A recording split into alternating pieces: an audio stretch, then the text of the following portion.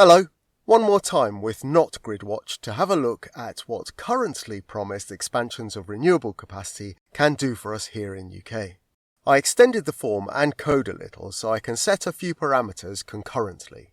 In previous videos I showed wind power capacity being increased to 4 times, then solar power to 3 times, then the Saudi Arabia of wind option if we convert excess renewable energy to renewable natural gas or ENG.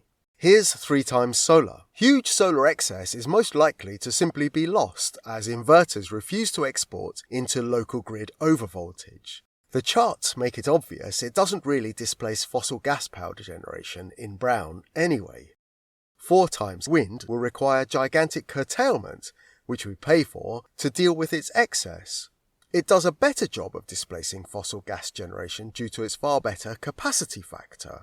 Capacity factor is the proportion of a generator's nominal output which it actually produces, which is always at least slightly less than 100% due to maintenance for thermal power stations and substantially less for variable renewable energy VRE transducers like wind turbines and solar panels.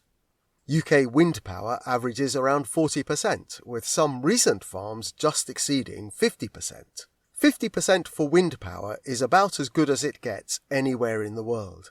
Nobody from the UK should be surprised to learn that solar here has a capacity factor of around 10%. The reason we like solar is because it's cheap and so simple we can buy it in shops and stick it on our houses, or in our gardens. The wind charts still show it can't do the job. Those brown spikes are colossal injections of electricity generation from gas-fired power stations. The big spikes require about the same amount of gas as in a QMax LNG liquid natural gas carrier. This is Qatar Energy LNG's Mozah. Ships like this are used on their own as entire countries' gas reserves. How about both 3 times solar and 4 times wind together? What we mostly get is far more rejected harvest, and the problem of consumption of fossil gas to generate electricity in episodes of variable renewable energy crisis remains. In the previous video, I suggested the United Kingdom should use its windfalls of excess renewable energy to synthesize ENG. That industrial process must also measure its capacity in gigawatts, so let's start with 10 gigawatts of synthesis. A gigawatt of synthesis is the rate at which it would consume excess electricity. The fudge factors I used in my previous video was that producing gas would be 50% efficient, and real-life UK CCGT power stations are a little over 50% efficient for gas to electricity. 10 gigawatt of synthesis at the modelled efficiency would inflate the UK gas grid, whose pressure can change to act as storage, and dedicated stores with renewable gas at a rate of 5 gigawatts thermal. The results look a bit like an earlier video with not much more wind added. The starting cushion of ENG in rough runs out in the first month of not very windy 2025 and lasts a little longer in windier 2024.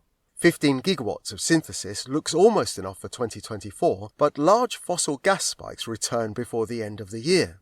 It's obviously not enough for calm 2025. As I mentioned in a previous video, the resolution of the year data is daily, so this is an optimistic model. An intraday spike of solar or wind energy that far exceeded 15 gigawatts is smoothed out by the year chart's day resolution, so it could all be included by the 15 gigawatts at 24-hour resolution.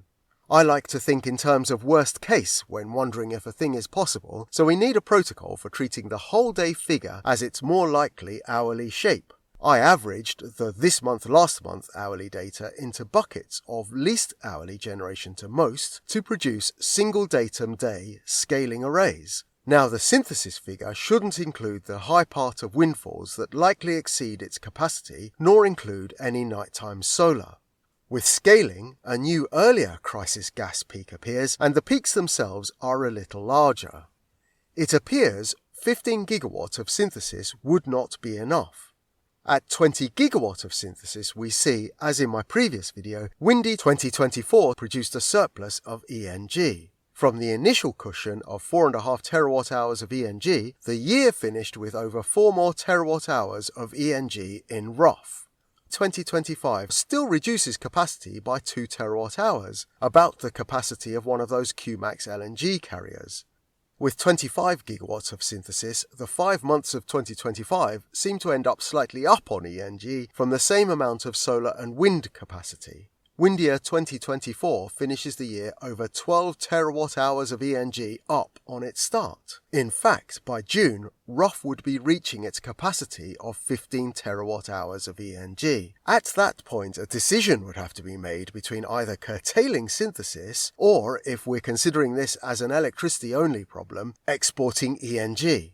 30 gigawatts of synthesis, just out of interest since what we're really interested in is making UK electricity work fully renewably, could produce an excess of ENG equal to half a dozen Qmax LNG carriers each year, or a whole extra Rough. We often focus on electricity as the numbers and ideas are a little simpler. The greater objective is an adequate response to climate change, which is largely caused by the way we consume energy, of which electricity is only a small part. Only about 20% of the gas we consume in UK is used to generate electricity. Most of the rest of the gas we consume is for space and water heating. Much of that can probably be electrified, but there will be, for considerable time to come, a black hole of gas consumption into which excess renewable energy could be poured in the form of renewable gas. All of it would be irrevocably domestic, providing jobs and security, reducing capital outflow, and unarguably further chipping away at the task of reducing our causes of climate change. How and where exactly synthesis should be done is a matter for another video. Thank you for watching and for listening.